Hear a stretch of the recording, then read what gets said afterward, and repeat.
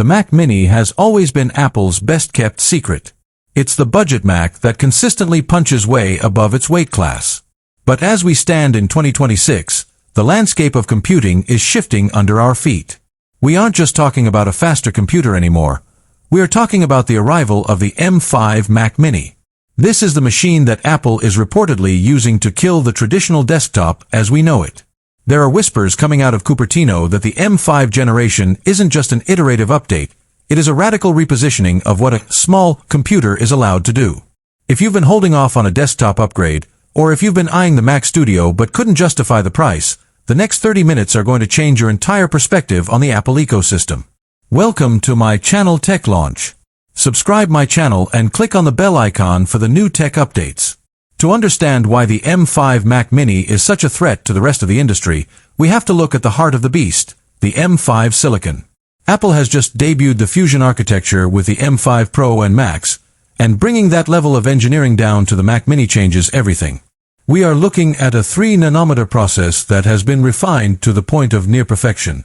Early benchmarks suggest a CPU that is 30% faster in multi-threaded workloads than its predecessor, but the real story isn't the CPU. It's the GPU and the neural engine. This isn't just a computer for browsing and emails anymore. This is an AI powerhouse. The US market is currently obsessed with local AI. We want our data private, and we want our LLMs to run on-device. Apple knows this. The M5's neural engine is rumored to be nearly 4 times faster at AI computation than the previous generation.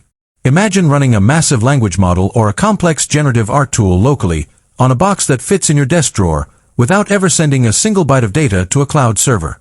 This is the Pro experience made accessible. Apple is essentially putting a supercomputer in a box the size of a sandwich. But let's talk about the design, because this is where the controversy starts. There are 2 conflicting reports. One side says Apple is sticking to the iconic 5x5-inch aluminum frame because, if it ain't broke, don't fix it. The other side, the one that has insiders buzzing, suggests a complete thermal overhaul. Why?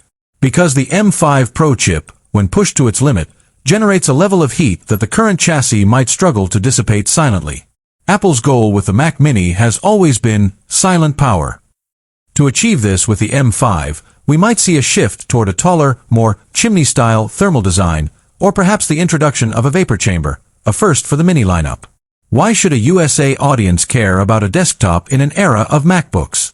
It comes down to the station philosophy. In the US, the work-from-home revolution has evolved into the hybrid studio.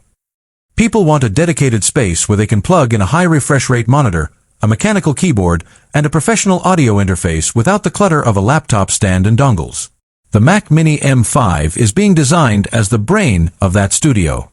With the rumored addition of Thunderbolt 5, the bandwidth becomes insane. We're talking about driving multiple 6K or even 8K displays while maintaining 120Hz refresh rates. This was previously reserved for the $4,000 Mac Studio or the Mac Pro. Now, it's coming to the entry-level desktop. Let's dive into the Pro variant of the Mini, because that is where the real value lies. The M5 Pro Mac Mini is expected to feature an 18-core CPU and up to a 40-core GPU. If these leaks hold true,